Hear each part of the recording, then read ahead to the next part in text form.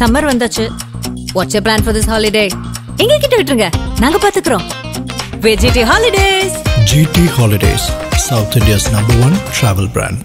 அடகில் இருக்கும் தங்க நகைகளை மீட்டு 10 நிமிடங்களில் பிரைம் கோல்ட் ஹப் மூலம் அதிக விலைக்கு விற்க 7997990028 தொடர்பு கொள்ளவும். பாகிஸ்தானுக்கு அணு ஆயுதம் அப்படிங்கிறது எப்போ வந்தது, எப்போ அவங்களுடைய அந்த நியூக்ளியர் டெஸ்ட் அப்படின்னு நடத்தினாங்க, யார் அவங்களுக்கு வழங்கினாங்க, இது எப்படி நடந்தது, இதோட பேக்ரவுண்ட் என்ன? அப்போ அமெரிக்கா நிறைய வெப்பன்ஸை கொடுத்தாங்க, போர் கருவிகளை கொடுத்தாங்க, ஆயுதங்களை கொடுத்தாங்க, எல்லாம் கொடுத்தாங்க. எதுக்காக? 2 காரணத்துக்காக. ஒன்று, பாகிஸ்தானுக்கு எப்பயுமே இந்தியா ஒரு அச்சுறுத்தலாகவே இருந்தது, இந்தியாவுக்காக கொடுத்தாங்க. ஆனால் அவங்க அணு ஆயுதம் கொடுக்க ஆரம்பிக்க சூழ்நிலை பார்த்தீங்கன்னா, ஃபஸ்ட்டு அணு ஆயுதம் கொடுக்கறதா பேச்சு எடுக்கப்பட்டது இந்தியாவுக்கு தான்.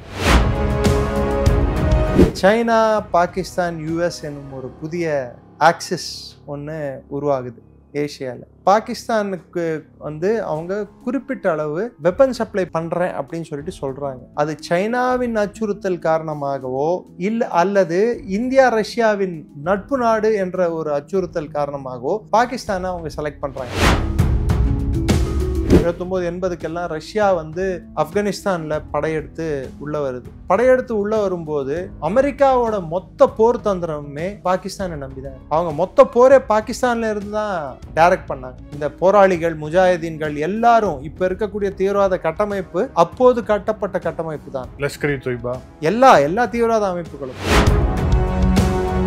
பாகிஸ்தானுக்கு தனியா இதை உற்பத்தி செய்யக்கூடிய திறன் இருக்கா என்றால் 75 வரைக்கும் புட்டோவோட ஒரு ஸ்டேட்மெண்ட் எடுத்து, நாங்கள் புல்லையாவது தின்போம், அணு ஆயுதத்தை எப்படியாவது நாங்கள் அடைவோம் அப்படின்னு சொல்லிட்டு ஒரு ஸ்டேட்மெண்ட் எடுத்தாங்க. ஸோ அப்படின்னா அது வரைக்கும் இல்லைன்னு அர்த்தம். No how and no why. அதே மாதிரி அடைவோம் தான் சொன்னார், தயாரிப்போம் அப்படிங்கிற வார்த்தைலாம் சொல்லுவோம், அடைவோம். ஸோ அது சைனாவும் கொடுத்துருக்கலாம், அமெரிக்காவும் கொடுத்துருக்கலாம். பாகிஸ்தானோட இந்த நியூக்ளியர் பேஸ், அதே மாதிரி இதை குறி வச்சு இந்தியா தாக்குதல் நடத்தின பிறகு அமெரிக்காவும் சைனாவும் ஏன் இவ்வளவு பதற்றமானாங்க? அவங்களுக்கு பதற்றமாகக்கூடிய அவங்களுக்கு என்ன இருக்குது? 2 விஷயத்துக்காக பதற்றமானாங்க. பல்வேறு நியூக்ளியர் டிவைசஸ் அமெரிக்காவும் இருந்திருக்கு, சைனாவும் இருக்கு. பாகிஸ்தான் கிட்ட சொந்தமா எதுவும் இல்லைங்க. ஸோ அவங்க கொடுத்த டிவைசஸ் அடி வாங்குதுன்னா ஆட்டோமேட்டிக்கா பதற்றம் அடைய செய்வது நியாயம் தான்.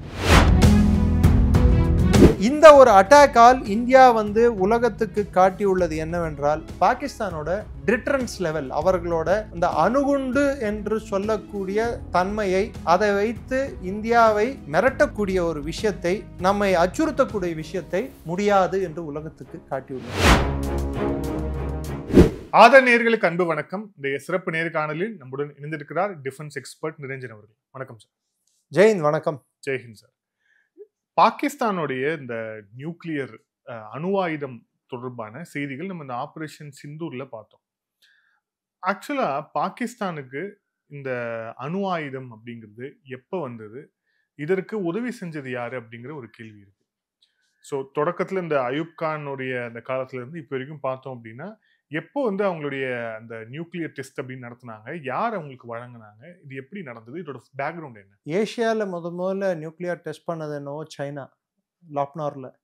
ஐ திங்க் 1964 அவங்க பண்ணாங்க. அதற்கு முன்னாடி ஏஷியாவில் நியூக்ளியர் ரியாக்டர்ஸை பில்ட் பண்ணது, அதுக்கான பாசிபிலிட்டிஸை பார்த்துட்டு இருந்தது இந்தியா தான். பாகிஸ்தான் அந்த டைமுக்கு எந்த ஒரு முயற்சியும் எடுத்ததா நம்மளுக்கு தகவல் இல்லை. ஆனால் ஒரு தகவல் பரவலாக நம்மளுக்கு எல்லாருக்கும் தெரிய வருது என்னடான்னா, by 1950s Pakistan forward base அமெரிக்காவோட அலையன்ஸ்குள்ளே வந்த பிற்பாடு ரஷ்யா உளவு பார்க்கறதுக்கு பாகிஸ்தான் ஒரு முக்கியமான ஸ்தாவரமாக இருந்தது அவங்களுக்கு, அமெரிக்காவுக்கு. இன்ஃபேக்ட் பெஷாவர்ல இருந்து முதல்ல பறக்கப்பட்ட விமானம் தான் கேரி பவர்ஸ் என்ற பைலட் ரஷ்யாவில் அது தயாரிக்கப்பட்டு, கேரி பவர்ஸ் என்ற பைலட் கோல்டு வாரோட முதல் போர்க்கைதியாக மாறினது. ஸோ அது பெஷாவர்ல இருந்து பறந்தது தான். அப்போது சென்டோ சீட்டோ அப்படின்னு சொல்லிட்டு பாக்தாத் பேக்ட் இதெல்லாம் உருவாச்சு பார்த்தீங்களா. அமெரிக்காவுக்கும் ரஷ்யாவும் அவங்க நிறைய அக்ரிமெண்ட் சைன் பண்ண, இவங்க தரப்பில் சில நாடுகள், அவங்க தரப்பில் சில நாடுகள் சேர்ந்தாங்க. அப்போ அமெரிக்கா நிறைய வெப்பன்ஸை கொடுத்தாங்க, அவங்களுக்கு நிறைய போர் கருவிகளை கொடுத்தாங்க, ஆயுதங்களை கொடுத்தாங்க, எல்லாம் கொடுத்தாங்க. எதுக்காக? அது 2 காரணத்துக்காக. ஒண்ணு, பாகிஸ்தானுக்கு வந்து எப்பயுமே இந்தியா ஒரு அச்சுறுத்தலாவே இருந்தது. இந்தியாக்காக குடுத்தாங்க. ஆனா அவங்க அணு ஆயுதம் குடுக்க ஆரம்பிக்க சூழ்நிலை பார்த்தீங்கன்னா, ஃபர்ஸ்ட் வந்து அணு ஆயுதம் குடுக்கிறதா பேச்சு எடுக்கப்பட்டது இந்தியாவுக்கு தான். அமெரிக்கா. அ 50களின் கடைசி வாக்கில். எப்போ வந்து தலை லாமா வந்து இந்தியாவுக்கு வந்தாரோ, டிபெட்டை வந்து சைனா கைப்பற்றினாங்களோ, சைனா என்பது வந்து ஒரு வேற லெவல் வளர்ச்சியை நோக்கி போய் கொண்டிருக்கிறது. அந்த சைடு கொரியா போரும் அந்த காலகட்டத்தில் தான் தென்கொரியா, வடகொரியா போரும் வந்து முடிவுக்கு வருது. சைனாவும், ரஷ்யாவும் பல விஷயங்கள்ல ஒண்ணா இணைந்து பிரச்சனைகள் பண்ணிட்டு இருக்காங்க. வியட்நாம்ல பிரச்சனை தொடங்குற காலகட்டமும் அதுதான். இந்த இந்த சூழ்நிலையில அமெரிக்கா என்ன பண்றாங்கன்னா, நேருவுக்கு வந்து அன்றைய இந்திய பிரதமருக்கு நாங்க சில டிவைசஸ் குடுக்குறோம் அப்படின்ற ஒரு ஆஃபர் முன்வைக்கப்பட்டதாகவும், அதை நேரு வந்து நிராகரித்ததாகவும், வேணான்னு சொல்லி. நீங்க வேணும்னா டெஸ்ட் பண்ணிக்கோங்க, சிலது உங்க நாட்டுக்குள்ள வச்சுக்கோங்கன்னு சொல்லி. ஆனா அன்றைய காலகட்டத்தில் இந்தியாவும் அமெரிக்காவும் சேர்ந்து சைனாவை உளவு பார்ப்பதற்கு சில முயற்சிகள் எடுத்தார்கள். அவர்கள் நியூக்ளியர் டெஸ்ட் செய்றாங்களா இல்லையான்னு சொல்லிட்டு சில உபகரணங்களை, உளவு பார்க்கும் உபகரணங்களை மலை உச்சிகள் மீது நிறுவினார்கள்.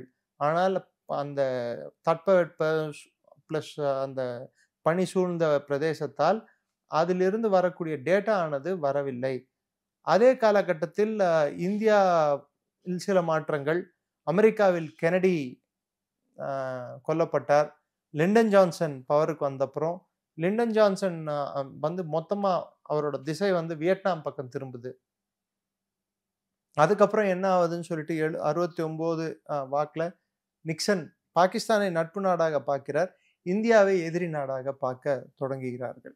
அவங்க நிக்சன் இருக்கும்போது தான் பங்களாதேஷ் கான்ஃபிளிக்ட் எல்லாமே. ஆமா. அதே சமயத்தில் இன்ஃபேக்ட் அவங்க சைனா அந்த டைம்குள்ள ரஷ்யாவுக்கும் சைனாக்கும் கருத்து வேறுபாடுகள் வர ஆரம்பிச்சிட்டு ஸ்டார்ட் ஆயிடுச்சு.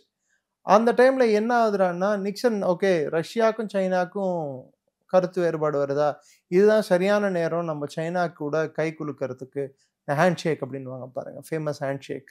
அந்த நிக்சன் ஹேண்ட் ஷேக்கு முக்கியமான பின்னாடி இருந்து வேலை செய்து கொடுத்தது பாகிஸ்தான். யாயா கான், அன்றைய பாகிஸ்தான் டிக்டேட்டர், பிளஸ் பங்களாதேஷ் போருக்கு முக்கியமான காரணமும் அவர்தான். அந்த காலகட்டத்தில் சைனா கூட நெகோசியேஷன் பண்றதுக்கு பாகிஸ்தான் தான் ஃப்ரண்ட் லைனா இருந்தது. ஃபர்ஸ்ட் ஹென்ரி கிசிங்கர் சைனாவோட ஜூஎன்லாயை மீட் பண்றாரு. அதுக்கப்புறம் மாவ் தி ஹேண்ட் ஷேக் என்பது நடக்குது நிக்சனுக்கும் அவர்களுக்கும். ஸோ ரஷ்யா வந்து சைனாவிடமிருந்து கொஞ்சம் அகன்று, அதாவது பிரிந்து செல்லக்கூடிய சூழ்நிலை உருவாகிறது. 71 காலகட்டத்தில் ரஷ்யாவும் இந்தியாவும் நண்பர்களாக மாறுகிறார்கள். சைனா, பாகிஸ்தான், யுஎஸ் என்னும் ஒரு புதிய ஆக்சிஸ் ஒன்று உருவாகுது ஏசியாவில். அதே காலகட்டத்தில் இன்னொரு சம்பவமும், ஒரு குறிப்பிடத்தக்க சம்பவம் ஒன்று நடக்குது. பாகிஸ்தானுக்கு வந்து அவங்க குறிப்பிட்ட அளவு வெப்பன் சப்ளை பண்றேன் அப்படின்னு சொல்லிட்டு சொல்றாங்க. இல்லை, அவங்க வெப்பன்ஸை எடுத்துட்டு வந்து வைக்கிறதுக்கு சில முன்னேற்பாடுகள் எடுக்கிறார்கள். அது சைனாவின் அச்சுறுத்தல் காரணமாகவோ இல்லை அல்லது இந்தியா ரஷ்யாவின் நட்பு நாடு என்ற ஒரு அச்சுறுத்தல் காரணமாகவோ பாகிஸ்தானை அவங்க செலக்ட் பண்றாங்க, சைனாவை முழுமையா நம்பாம. அது அடுத்த காலகட்டம் 79கள் அந்த பகுதிக்கு வரும்போது 72க்கு 73க்கெல்லாம் வியட்நாமை விட்டு தோத்து போய் அமெரிக்கா பின்வாங்க வேண்டியதா போயிட்டு, 79க்கெல்லாம் வந்து 79 80க்கெல்லாம் ரஷ்யா வந்து ஆப்கானிஸ்தான்ல படையெடுத்து உள்ள வருது. அப்போ படையெடுத்து உள்ள வரும்போது அமெரிக்காவோட மொத்த போர் தந்திரமே பாகிஸ்தானை நம்பிதான் இருக்கு. அவங்க மொத்த போரே பாகிஸ்தான்ல இருந்து தான் அதை டைரக்ட் பண்ணாங்க. இந்த போராளிகள், முஜாஹிதீன்கள் எல்லாரும் இப்ப இருக்கக்கூடிய தீவிரவாத கட்டமைப்பு அப்போது கட்டப்பட்ட கட்டமைப்பு தான். லஷ்கர் இ தொய்பா, எல்லா தீவிரவாத அமைப்புகளும் மக்தபல் கித்மத் என்ற பெயரில் மௌலானா மௌதூதியால் நிறுவப்பட்ட ஒசாமா பின் லாடன், ஐமன் அல் ஜவாரி, குல்புதீன் நிக்மத்தியார், அமர் ஷா மசூத், இன்னைக்கு இருக்கிற லஷ்கர்-ஏ தைபா, ஹுஜி, அர்கத்துல் ஜிஹாத் இஸ்லாமி, அர்கத்துல் அன்சர், இது மாதிரி பல்வேறு தீவிரவாதி அமைப்புகள் அப்பொழுது உருவாக்கப்பட்ட அமைப்புகள் தான். இதற்கு பின்புலமாக செயல்பட்டது அமெரிக்கா. அப்போ அவங்க என்ன பண்றாங்க, 74 நம்ம மறக்கக்கூடாது. இது நடுவில் பார்த்தோம்னா 74 இந்தியா வந்து PNE, peaceful nuclear explosion, Indira Gandhi தலைமையில் ஒரு அணுகுண்டு சோதனையை நடத்தி முடிக்கிறாங்க. நடத்தி முடித்த பிற்பாடு பாகிஸ்தான் இன்னும் அச்சுறுத்தலுக்கு ஆளாக்கப்படுது. ஸோ அப்போ என்ன பண்ணுறாங்க, பாகிஸ்தான் வந்து ஒரு கண்ணோட்டம் என்ன எடுக்குதுறான்னா, நம்மளால தயாரிக்க முடியாத, ஒருவேளை அமெரிக்கா நம்மளுக்கு ஏதாவது கொடுத்தாங்கன்னா நம்ம வாங்கிக்கலாம் அப்படின்னு சொல்லிட்டு.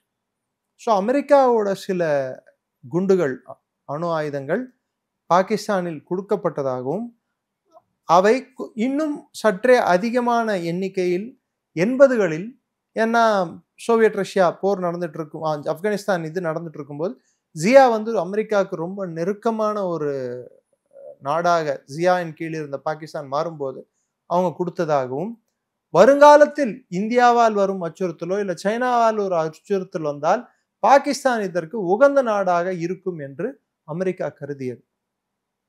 In fact 98, to cut the story short, 98 May மாதம் 11ஆம் தேதி நாம் திட்டவட்டமாக அறிவித்தோம், இந்தியா வந்து ஒரு அணு ஆயுத நாடு அப்படின்னு சொல்லிட்டு. சோதனைகள் முதல்ல ஒரு 11 ஒரு சோதனை பண்ணோம், 13ஆம் தேதி திரும்பி சோதனைகள் பண்ணோம். இது பண்ணப்புறம் நாங்கள் அணு ஆயுத நாடுன்னு அறிவித்தோம். நம்மளை கழிச்சு ஒரு 15 நாள் கழிச்சு பாகிஸ்தான் சகாய் ஹில்ஸில் அவங்களும் சோதனை பண்ணாங்க. அவங்க பண்ண சோதனையானது, அதில் நீங்கள் உத்து கவனிக்க வேண்டிய விஷயம், அவ்வளோ சீக்கிரம் அவங்க எப்படி பண்ணாங்க, அவங்களுக்கு யார் கொடுத்தாங்க அப்படின்னு பார்த்தா, பாகிஸ்தானுக்கு தனியாக இதை உற்பத்தி செய்யக்கூடிய திறன் இருக்கா என்றால் 75 வரைக்கும் புட்டோவோட ஒரு ஸ்டேட்மெண்ட் எடுத்து, நாங்கள் புல்லையாவது தின்போம், அணு ஆயுதத்தை எப்படியாவது நாங்கள் அடைவோம் அப்படின்னு சொல்லிட்டு ஒரு ஸ்டேட்மெண்ட் கொடுத்தாங்க. ஸோ அப்பன்னா அது வரைக்கும் இல்லைன்னு அர்த்தம். No how and no why. அதே மாதிரி அடைவோம் தான் சொன்னார், தயாரிப்போம் அப்படிங்கிற வார்த்தைலாம் சொல்ல. அடைவோம், தயாரிப்போன்றதுக்கு வேற, அடைவோம்ன்றதுக்கு மீனிங் வேற. ஸோ அது சைனாவும் கொடுத்துருக்கலாம், அமெரிக்காவும் கொடுத்துருக்கலாம். சாத்தியக்கூறு யார் கொடுத்தாங்க பார்த்து, 2 பேர் சேர்ந்தும் பண்ணிருக்கலாம். இதுதான் சகாய் ஹில்ஸ்ல. இன்ஃபேக்ட் ஒரு கருத்தானது 93ல் சைனா வந்து லாப்னார்ல இன்னொரு டெஸ்ட் பண்ணாங்க. அந்த டெஸ்ட் டிவைஸே வந்து பாகிஸ்தான் சொல்லப்படுது. 80களில் சில டெஸ்ட் வந்து பாகிஸ்தானோட அணுகுண்டுகளுக்கு பாகிஸ்தானுக்காக சைனா சில டெஸ்ட் பண்ணி கொடுத்ததாக கருதப்படுது. கடைசியா பண்ண 98ல் பண்ண டெஸ்ட் கூட அமெரிக்கா கொடுத்த இதை தான், அவங்க டிவைசஸை தான் டெஸ்ட் பண்ணியிருக்காங்க. ஸோ அவர்களுக்கென்று சொந்த ஒரு டிவைஸ் இல்லை. அதை ஒரு காரணமாக காட்டி பல்வேறு இடங்களில் அமெரிக்கா கொடுத்த டிவைஸை வந்து அவங்க பதுக்கி வச்சிருந்தாங்க. சகாயில், முரீதில், சர்கோடால, திரும்பி புல்லாரில், இது மாதிரி பல ஏர்பேசஸ் கிட்ட, சியால்கோட் கிட்ட, நூர்கான், கொஹட்டா இது கிட்ட நிறைய இடத்துல அவங்க வந்து அதை டம்ப்ஸில் பதுக்கி வச்சிருந்தாங்க. அதெல்லாம் பார்த்தீங்கன்னா மலை இருக்கும், மலைக்கு 4-5 டனல்ஸ் இருக்கும், என்ட்ரி ஒரு டனல் இருக்கும், எக்ஸிட் ஒரு டனல் இருக்கும். எப்போ இந்தியா கூட ஒவ்வொரு பிரச்சனை வரும்போதும் இந்த நியூக்ளியர் இந்த தீவிரவாத தாக்குதல் இந்தியா உடனே வந்து இராணுவத்தை மொபிலைஸ் பண்ணோம். இராணுவத்தை மொபிலைஸ் பண்ண உடனே அவங்க வந்து அணுகுண்டு அப்படின்ற பேச்சு வரும்போது உடனே அமெரிக்கா தலையிட ஆரம்பிக்கும், வேணாம் அப்படின்னு சொல்லிட்டு. ஸோ பாகிஸ்தானோட ஜெனரல் ஸ்ட்ராட்டஜி அவங்க எடுத்து பார்த்தீங்கன்னா, கலீத் அகமது கித்வாய் அப்படின்னு சொல்லி, லெஃப்டினன்ட் ஜெனரல் கிட்வாய் அப்படின்வாங்க, அவர் வந்து திட்டவட்டமாக பாகிஸ்தானோட நியூக்ளியர் டாக்ட்ரின் அதை வர்ணிக்கும் போது அதோட முக்கிய கொள்கை என்னவா 4 பாயிண்ட் தான்.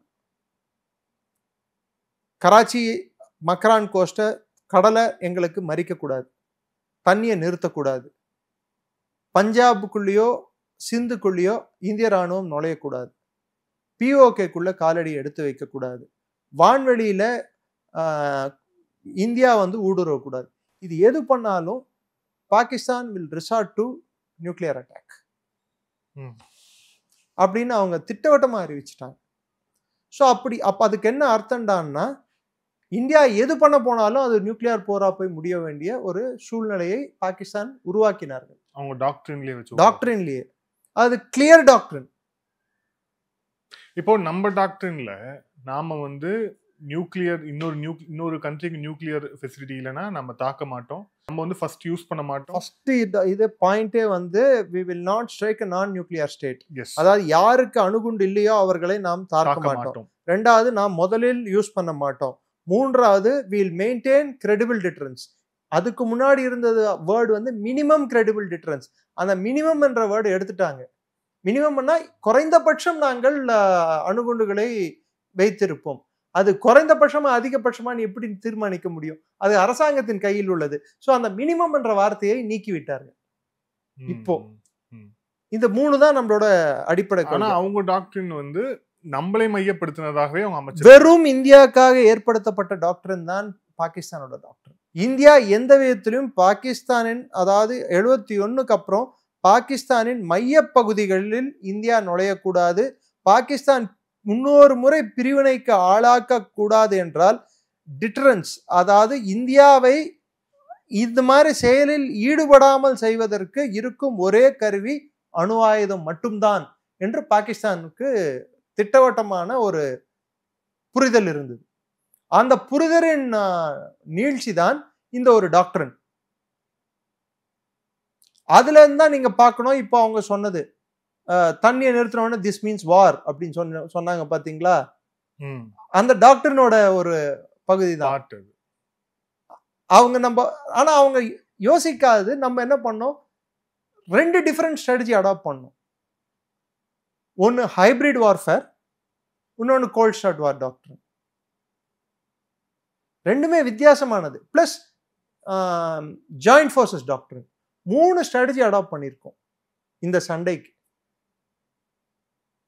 ஹைபிரிட் வார்ஃபேர் எப்படி யூஸ் பண்ணோம்னா, கராச்சியை சுற்றி முற்றுகையிட்டதுல 36 கப்பல்கள் ஈடுபட்டன, இன்க்ளூடிங் நம்மளோட ஏர்கிராஃப்ட் கேரியர் கப்பல் உட்பட 36 கப்பல்கள் ஈடுபட்டன. எல்லா கப்பல்கள், கிட்டத்தட்ட எல்லா கப்பல்களையும் பிராமோஸ் எக்யூப்டு. தேவைப்பட்டிருந்தால் கராச்சியை முழுமையாக அழித்திருக்க முடியும். கராச்சி மட்டுமல்ல, அதாவது அந்த 3 நாட்கள் எந்த கப்பலும் பாகிஸ்தானோட எல்லை என்பது, ஒரு கடல் எல்லை என்பது கிட்டத்தட்ட ஒரு 12 நாட்டிக்கல் மைல்னா 25 வரும், 25 கிலோமீட்டர் கிட்ட வரும். அது ஒரு கண்டிகுவஸ் ஜோன் ஒரு 24, அது ஒரு 48-50 கிலோமீட்டர் கிட்ட வரும்னு வச்சுக்கோங்களேன். டபுள் கிட்டத்தட்ட 60லேருந்து 70 கிலோமீட்டருக்குள்ள வரும் அவங்களோட அந்த ஜோன்ன்றது. 60 கிலோமீட்டர்ஸ் அந்த ஜோன். அந்த 60 கிலோமீட்டர் ஜோனுக்குள்ளேயே நம்ம அது நெருங்கிட்டோம். இது வந்து இப்ப நீங்க சொல்றது வந்து ஆபரேஷன் சிந்தூர் டைம்ல பாகிஸ்தான் வந்து எந்த கப்பலையும் வெளியே எடுத்துட்டு வரல. ஏன்னா அவங்க கப்பல் படை மிகவும் வீக்காக இருந்தது. ஸோ அவங்க எதுவுமே எடுத்துட்டு வரல. அவங்க இந்தியாவோட எந்த கப்பலையும் அட்டாக் செய்வதற்கு துணிச்சலும் அவர்களுக்கு இல்லை. ஏன்னா அவங்க அட்டாக் பண்ணா நம்ம இன்னொரு கவுண்டர் அட்டாக் வந்து ஹெவியா இருக்கும்னு அவங்களுக்கு நல்லாவே தெரியும். பிளஸ் இந்த ஆபரேஷன் சிந்து தொடங்குவதற்கு முன்பாக பெல்காம் தாக்குதல் நடந்த ஒரு சில நாள்ல நம்மளுடைய INS விக்ராந்த் போயிட்டு அதுக்கப்புறம் வந்து ஒரு ரோந்து பணி மாதிரி போயிட்டு வந்தது. திரும்பி ஃபுல் நேவல் ஃப்ளோட்டில்லாவே ஒரு ஆர்மடாவே போச்சு. அது ஆர்மடா அப்படின்னா 36 கப்பல் என்பது சும்மா இல்லைங்க. அது உங்களோட சப்மரைன்கள் எல்லாம் சேர்த்து ஒரு இடத்துல போய் நிக்குதுன்னா அது இன்னொரு நாட்டோட மொத்த கடற்படைக்கும் அச்சுறுத்தல். அது அவங்களுக்கு எந்த கப்பலும் உள்ள வரல, இன்க்ளூடிங் மர்ச்சன்ட் ஷிப் எதுவும் உள்ள வரல, அவங்களோட சொந்த கப்பல்களும் போல. ஸோ கராச்சி வந்து முற்றுகைக்கு ஆளாக்கப்பட்டது. இதுவும் ஒரு காரணம் பாகிஸ்தான் வந்து அந்த பீஸ்க்கு வந்தது. அடுத்து நீங்க நெக்ஸ்ட் ஸ்டேஜ் அந்த நியூக்ளியர் இது பாத்தீங்கன்னா, அவங்களோட நியூக்ளியர் கமாண்ட் அத்தாரிட்டி எங்க இருக்கு? தலைநகரத்தில் தான் நியூக்ளியர் கமாண்ட் அத்தாரிட்டி இருக்கும். நூர்கான் பேஸ் என்னைக்கு அட்டாக் செய்யப்பட்டதோ, கஹுட்டா பிளான்ட் உட்பட சர்கோடா. நீங்க ஒன்று பார்த்தீங்கன்னா பாகிஸ்தான்ல இருக்க மேலே இருக்கக்கூடிய எல்லா ஏர்பேஸஸும் சைனா விமானங்கள் அதிகமாக கொண்ட பேஸுகளாக இருக்கும். சவுத்தில் இருக்க எல்லா ஏர்பேஸும் அமெரிக்க விமானங்கள் கொண்ட ஏர்பேஸுகளாக இருக்கும். அதாவது மேல நீங்க சொல்றது கைபர் பக்துன்வா, கைபர் பக்துன்வா, குஜரான்வாலா, இதெல்லாமே ஸ்கர்டு, இதெல்லாமே சைனா JF-17 இதுதான் அதிகமா இருந்தது. சவுத் நீங்க சொல்றது பஞ்சாப், அந்த லாகூர், கராச்சி, இந்த புலாரி, திரும்பி நம்ம கராச்சி, திரும்பி சர்கோடா, இதெல்லாம் பார்த்தீங்கன்னா எஃப் சீரீஸ் அமெரிக்க விமானங்கள் அதிகமாக. ஸோ அவங்களுக்குள்ளேயே இது சைனா விமானங்கள் யூஸ் பண்ண செய்யப்படும், இது அமெரிக்க விமானங்கள் யூஸ் செய்யப்படும் அப்படின்னு சொல்லிட்டு பிரிச்சு வச்சிருக்காங்க, பேஸை பிரித்து வச்சிருந்தாங்க. அப்படிதான் அவங்க பேசிக்கலி அமைச்சிருந்தாங்க. நம்ம என்ன பண்ணோம், நம்ம ஸ்ட்ரைக் கேப்பபிலிட்டியானது டிட்ரன்ஸை வந்து அவங்க இது வரைக்கும் அவங்க நினைச்சிட்டு இருந்த டிட்ரன்ஸ் வந்து ஓரளவுக்கு தாக்குதல் பண்ணுவாங்க அப்படின்னு சொல்லிட்டு. ஆனால் 10ஆம் தேதி நாம் செய்த தாக்குதலானது அந்த டிட்ரன்ஸ் லெவலை வந்து அதிகப்படுத்தணும். அதில் என்ன யூஸ் பண்ணோம்டான்னா, அங்கே தான் ஜாயிண்ட் ஃபோர்ஸஸ் டாக்டரின் உள்ள வருது. நம்மளோட ஆர்மி வச்சு அவங்க அனுப்பின ட்ரோன்ஸு, அவங்க அனுப்பின மிசைல்ஸு, அவங்க அனுப்பின எல்லாத்தையும் வந்து தகர்த்தோம் நம்மளோட ஏர் டிஃபென்ஸை வச்சு. அதே நம்மளோட ஏர்ஃபோர்ஸ் கேப்பபிலிட்டியை வச்சு அவங்களோட பேசஸை அழிச்சோம். ஸோ ஒன்று நம்ம ஏர் பவர் யூஸ் பண்ணோம், இன்னொன்று அவனோட ஏர் பவரை நம்மளோட ராணுவ இதை வச்சு நல்லிஃபை பண்ணோம். ஸோ 3 ஃபோர்ஸஸும் கம்பைண்டாக வேலை பார்த்துருந்தா மாத்திரம்தான் இது நடந்திருக்க முடியும்.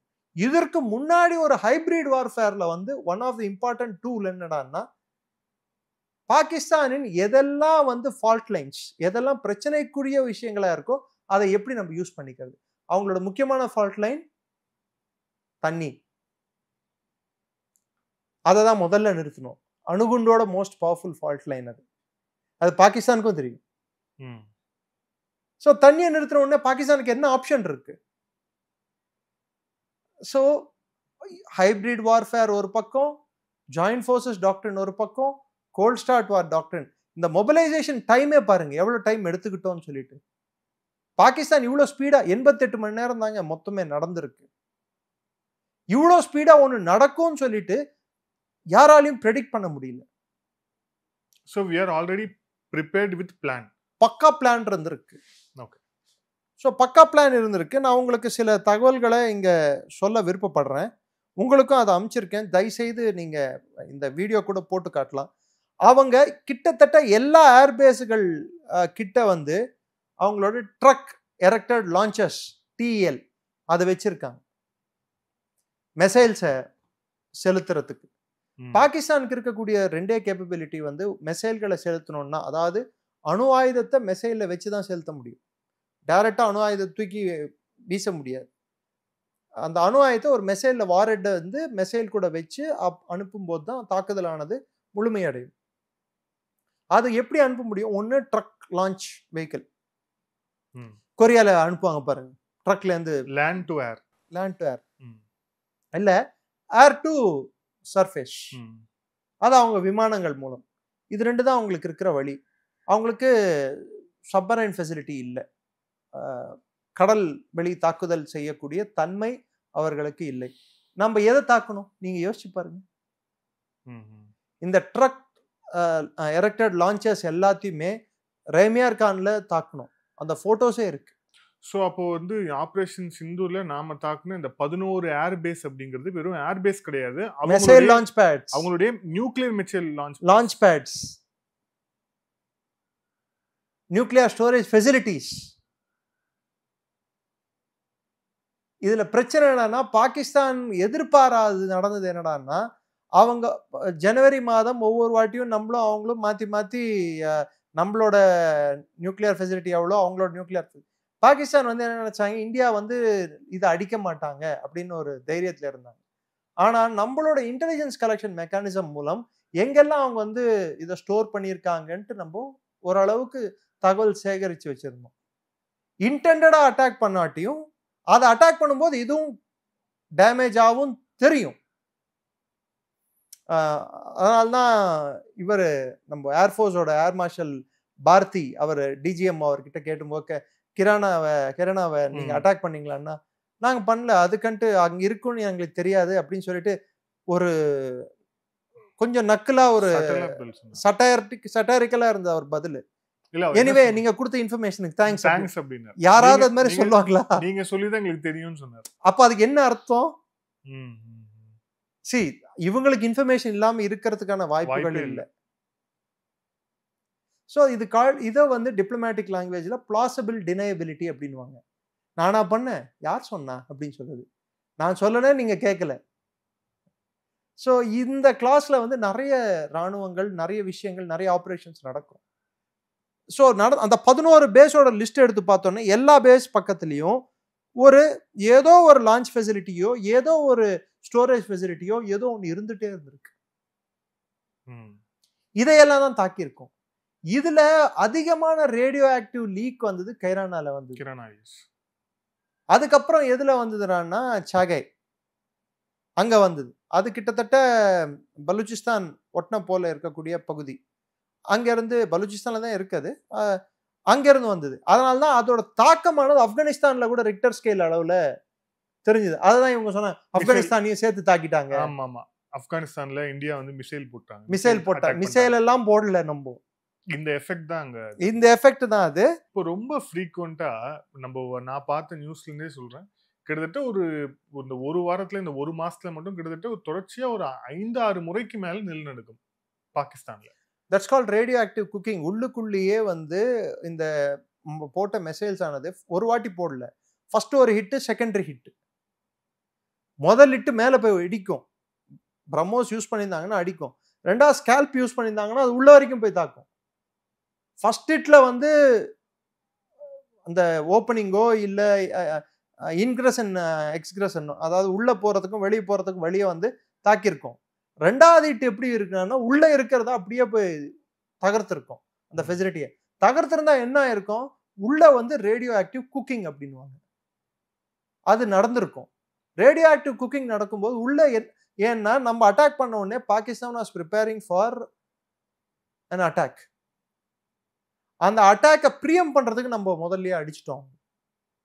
ஸோ எப்போ நியூக்ளியர் அட்டாக்ஸ் அவங்க மேல நடக்க ஆரம்பிச்சதோ பாகிஸ்தானோட ஃபர்ஸ்ட் ரியாக்ஷன் என்னன்னு பாருங்க, நியூக்ளியர் கமாண்ட் அத்தாரிட்டியை கூப்பிட்டு மீட்டிங் போட்டாங்க.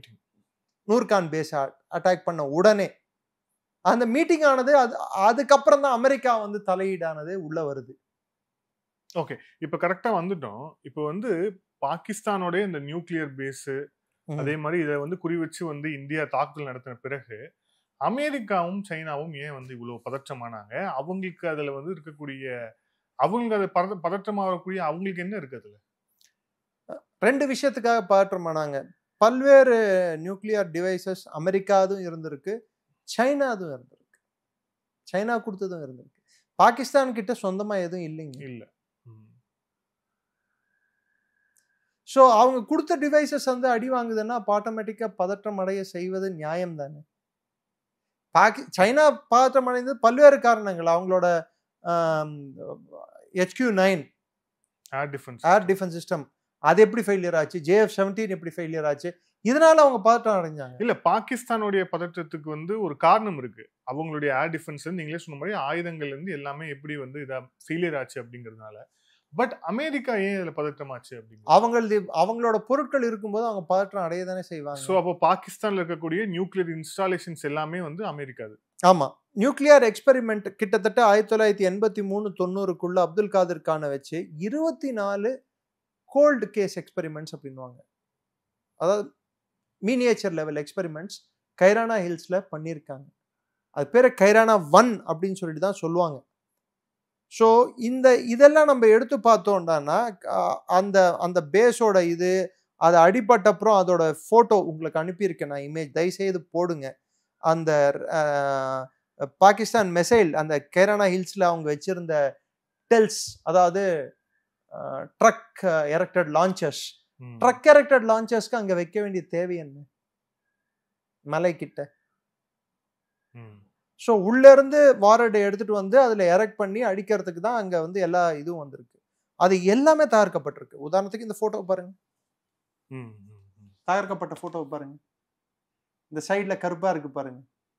கரெக்ட். ம். இது உங்களுக்கு அனுப்பியிருக்கேன், இந்த போட்டோஸ் எல்லாம் Yes, sir. அனுப்பியிருக்கேன். தயவுசெய்து இதை போட்டிங்கன்னா நிறைய பேருக்கு இன்னும் கிளாரிட்டியா புரிய வரும். ம், ம், ம். ஸோ மெசைல்கள் போய் தாக்கின உடனே இந்த ரேடியோ ஆக்டிவ் குக்கிங் நடந்திருக்கு. இந்த அணுகுண்டுகள் வெடிஞ்சு சிதறடிக்கப்பட்டுள்ளது. ம், ம், ம். பாகிஸ்தான் பண்ண இன்னொரு அது தெரிந்து பண்ணார்களோ இல்லை அது ஒரு தேவைக்காக செய்தார்களோ அது வேற. அவங்க ஃபர்ஸ்ட் என்ன சொன்னாங்க, எங்ககிட்ட டாக்டிக்கல் நியூக்ளியர் வார்ஹெட் இருக்கு அப்படின்னு சொல்லிட்டு சொன்னாங்க. 5 KT பாம்ஸ் எல்லாம் இருக்கு. அந்த 5 KT பாம்ஸ் என்னாச்சு? ஒன்று. ரெண்டாவது கேள்வி, நாங்கள் டர்ட்டி பாம்ஸ் வச்சிருக்கோம். டர்ட்டி பாம்ஸ் அப்படின்றது நார்மல் வெடிகுண்டு கூட இந்த அணு துகள்களை கூட வைப்பது. அது வெடிந்து செதறும் போது இந்த துகள்களானது காற்றில் பரவனா ரேடியேஷன் எஃபெக்டால கதிர்வீச்சு நடக்கும். ஸோ அதால பாதிக்கப்படுவார்கள் மக்கள். ஸோ அது என்ன, அது எல்லாத்தையுமே கூட இங்க ஸ்டோர் பண்ணி வச்சிருக்காங்க. அங்க கைரானா ஹில் பக்கத்துல இருக்கக்கூடிய கிராமங்களா வெக்கேட் பண்ணியிருக்காங்க. ஸோ இந்த அட்டாக் ஆனது பாகிஸ்தானோட ஒட்டுமொத்த நியூக்ளியர் டிட்டரன்ஸ் ஸ்ட்ராட்டஜின்னா இது என்கிட்ட இருக்கிறதுனால இந்தியா இது பண்ணாது அப்படின்னு ஒரு தன்னம்பிக்கையோடு இருந்தாங்க பாருங்க. அந்த தன்னம்பிக்கை முற்றிலும் சீர்குலைக்கப்பட்டுள்ளது.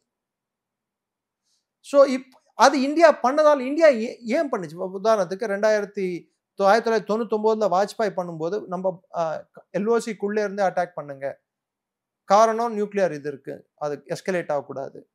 2008 எதுவுமே பண்ணாமல் இருக்கிறது கூட ஒரு ஸ்ட்ராட்டஜின்னு சிவசங்கர் மேனன் அன்றைய தேசிய பாதுகாப்பு ஆலோசகர் சொல்லியிருந்தாரு. ஆனால் இப்போ டிட்டரன்ஸ் லெவலில் என்ன பண்ணாங்க, ஒரு கட்டம் 2 கட்டம் இல்லை, மேலே நம்ம எடுத்துட்டு போயிட்டோம் உச்சத்துக்கு. ஒரு லெவல் ஆஃப் டிட்டரன்ஸ் இல்லை, தண்ணியை நிறுத்தணும், பிளாக்கேடும் பண்ணோம், அவங்களோட நியூக்ளியர் சைட்டை அட்டாக்கும் பண்ணோம். இப்போ வாடா நீ என்ன டிட்டரன்ஸ் எடுத்துட்டு வர வா அப்படின்னு சொன்னோம். நம்ம யூஸ் பண்ணது வர்டிக்கல் பிரம்மோஸ் சக்ஸஸ்ஃபுல்லாக டெஸ்ட் பண்ணி அதை தான் யூஸ் பண்ணியிருக்கிறதா செய்தி. நெக்ஸ்ட்டு நம்ம பார்த்தோம்னா 2010 B350 AMS வேரியண்ட் அப்படின்னு சொல்லக்கூடிய ஒரு விமானமானது அமெரிக்கா கொடுத்துள்ளது பாகிஸ்தானுக்கு 2010. இந்த விமானத்தோட தன்மை என்னடான்னா, இது நியூக்ளியர் லீக் இருந்தாலோ இல்லை நியூக்ளியர் கதிர்வீச்சு எங்கேயாவது ஏற்பட்டாலோ உடனே டிடெக்ட் பண்ணக்கூடிய விமானம். பாகிஸ்தான் வந்து நூர்கானை அடித்த உடனே அவங்களோட உள்ளே இருந்த அச்சமானது வெளிப்பட்டு விட்டது. என்கிட்ட இருக்கக்கூடிய அணுகுண்டுகளை எல்லாம் நாங்கள் யூஸ் பண்ணக்கூடும் அப்படின்னு சொல்லிட்டு. ஆனால் அவங்ககிட்ட இருக்கா இப்போ இல்லையான்றதே யாருக்கும் தெரியல, அவங்களுக்கும் தெரியல. ஏன்னா கைரானா ஹில்ஸும் சகா ஹில்ஸும் முரிடும் சர்கோடாவும் பல இடங்களில் வந்து பேசஸ் வந்து கம்ப்ளீட்டாக மூடப்பட்டுள்ளது. இன்னும் கைரானா ஹில்ஸ் எல்லா டனல்களையும் மூடப்பட்டுள்ளது, சிமெண்ட் போட்டு மூடிட்டு இருக்காங்க. ஈஜிப்ட்ல இருந்து போரான் எடுத்துட்டு வந்திருக்காங்க. போரான்ன்றது நியூக்ளியர் ரியாக்ஷனை ரெடியூஸ் பண்றதுக்கு யூஸ் பண்ணக்கூடிய ஒரு கெமிக்கல். அது சிமெண்ட்டுக்கு அப்படியே லேயரா சிமெண்ட்டை போட்டு அதை நிரப்பிட்டு இருக்காங்க. அப்போ உள்ள இருந்தவங்களோட கதி, அப்போ 4 பாம் வெடிச்சிருந்தா கூட இருந்தா மிச்ச 10 பாம், அப்போ அவங்க கிட்ட எவ்வளவு பாம்ஸ் இருக்கு? ஸோ இந்த ஒரு அட்டாக்கால் இந்தியா வந்து உலகத்துக்கு காட்டியுள்ளது என்னவென்றால், பாகிஸ்தானோட டிட்டரன்ஸ் லெவல், அவர்களோட அந்த அணுகுண்டு என்று சொல்லக்கூடிய தன்மையை, அதை வைத்து இந்தியாவை மிரட்டக்கூடக்கூடிய ஒரு விஷயத்தை, நம்மை அச்சுறுத்தக்கூடிய விஷயத்தை முடியாது என்று உலகத்துக்கு காட்டியுள்ளோம். ரெண்டாவது, இதுல அதிகமா அமெரிக்காவுக்கு பயம் வந்ததுக்கு காரணம், அவர்கள் அவங்க எங்க எக்ஸ்போஸ் ஆயிடுவாங்களோ அப்படின்னு சொல்லிட்டு. இந்த அட்டாக் நடக்கிற அதே சமயத்தில் நம்ம இன்னொரு சில விஷயங்கள், நீலம் வேலியில தீவிரவாத கேம்புகள் மீது குண்டுமலை பொழிஞ்சு கிட்டத்தட்ட தரமட்டம் ஆக்கியிருக்கோம் ஃபார்வர்ட் பேசஸ் எல்லாத்தையும். லீப்பா வேலிலையும் அதே தான் பண்ணியிருக்கோம். எங்கெல்லாம் டெரர் கேம்ப்ஸ் இருக்கோ அங்கெல்லாம் வந்து நம்மளோட டேங்க்ஸும் artillery consume full fire open, அப்படியே ஃபுல்லி ஓப்பன் அப்படின்வாங்க பாருங்க, டேப்பை ஃபுல் ஃபோர்ஸை திறந்து அது மாதிரி அடிச்சிருக்கோம், மொத்தமாக தகர்த்து இருக்கும். இதை திருப்பி அவங்க கட்டமைக்கணும். இதுக்கான செலவுகள், முதல்ல இந்த நியூக்ளியர் ரியாக்ஷன் இதுலேருந்து வரக்கூடிய இதை வந்து அவங்க சப்ரஸ் பண்ணுறதுக்கு அவங்க எடுக்கிற முயற்சி, இதெல்லாம் வந்து நம்ம உத்து கவனிக்க வேண்டிய விஷயங்கள். அமெரிக்காவுக்கு இருக்கக்கூடிய மிகப்பெரிய பயம், அவங்க வந்து ஒருவேளை அதை நாளைக்கு இந்தியா மேலேயும் யூஸ் பண்ணியிருக்கலாம், ரஷ்யா மேலேயும் யூஸ் பண்ணியிருக்கலாம், சைனா மேலேயும் யூஸ் பண்ணியிருக்கலாம், ஏன் ஈரான் மேலே கூட யூஸ் பண்ணலாம். இப்போ அதுக்கு பலன் இல்லாமல் போயிடுச்சா? பாகிஸ்தானுக்கு இருக்கக்கூடிய மிகப்பெரிய அச்சுறுத்தல், இந்தியா மீது இத்தனை நாள் காட்டிக்கொண்டிருந்த அந்த பூச்சாண்டியானது, நான் அடிச்சிருவேன், அது இனிமேல் யூஸ் பண்ண முடியுமான்ற ஒரு கேள்வி ஒன்று வந்துருச்சு. இந்தியாவோட டெக்னிக்கல் சுப்பீரியாரிட்டி இன்னைக்கு சைனாவுக்கும் அச்சுறுத்தலா மாறி இருக்கு, பாகிஸ்தானுக்கும் அச்சுறுத்தலா மாறி, ஏன் யூஎஸ்கே கூட ஒரு அச்சுறுத்தலா மாறி இருக்கு. 4 லேயர் டிஃபென்ஸை வந்து நம்ம இது பண்ணுது. ஸோ மொத்தத்தில் பாகிஸ்தானோட நியூக்ளியர் டாக்டரின் ஆனதே வந்து இன்னைக்கு தவிடுபொடி ஆகி உள்ளது. இந்தியாவோட ஸ்ட்ராட்டஜிக் டாக்டரின் நியூக்ளியர் இன்னும் நம்ம நியூக்ளியர் பட்டனை தொடாமலேயே நம்மளோட ஹைபிரிட் வார்ஃபேர் டாக்டரினும், ஜாயிண்ட் ஃபோர்ஸஸ் டாக்டரினும், கோல்ட் ஸ்டார்ட் வார் டாக்டரினும் மூணுத்தையும் ஒன்றா செயல்படுத்தினா உள்நாட்டிலேயே கட்டமைக்கப்பட்ட வெப்பன் சிஸ்டம்ஸோட வெளிநாட்டில் வாங்கியுள்ள வெப்பன் சிஸ்டம்ஸை ஒன்றுத்தையும் இன்டிகிரேட் பண்ணி ஒன்று சேர்த்து ஒரு அரணை கட்டி அமைத்தால் பாகிஸ்தான் அல்ல சைனா, இது வந்து பாகிஸ்தானுக்கு வந்து ட்ரெய்லரு பிக்சர் காட்டினது சைனாக்கு. இப்போ அவங்களுக்கும் அந்த பயம் இருக்குல்ல, அவனோட எல்லா வெப்பன் சிஸ்டம் இங்கே ஃபெயிலியர் ஆயிருக்குன்னா அங்கே என்ன ஆகும்? பாகிஸ்தான் அவன் டெஸ்ட் கேஸாக தான் யூஸ் பண்ணியிருக்கான். அவன் நம்மளும் பாகிஸ்தானை அடித்து சைனாக்கும் வந்து சில பாடங்களை கற்றுக் கொடுத்துருக்கோம். So it is a complete exhibition of our technical superiority and our doctrinal ability. நம்மளோட கோட்பாடானது அது எவ்வளோ வலிமையாக இருக்குது, அது எவ்வளோ ஒரு பூர்ணத்துவம் பெற்றிருக்கு, அதே சமயத்தில் பாகிஸ்தான் வந்து எவ்வளோ ஒரு ஹாலோவா, அதாவது ஒரு முழுமையில்லாத ஒன்றத்தை வச்சுக்கிட்டு இத்தனை நாள் மிரட்டிட்டு இருந்தாங்க, இதை உலகமும் நம்பிட்டு இருந்துச்சு, நம்மளும் நம்பிட்டு இருந்தோம் அப்படின்னு சொல்லிட்டு காட்டியிருக்கோம். இனிமேல் அடுத்த கட்டத்தை வந்து பாகிஸ்தான் எட்டுமா? 8 நாள் பாகிஸ்தானுக்கு என்ன கதி என்பது காலம்தான் தீர்மானிக்கும். நன்றி சார். பல்வேறு பேசுங்க. Thank you sir. Thank you so much. Jain, நன்றி.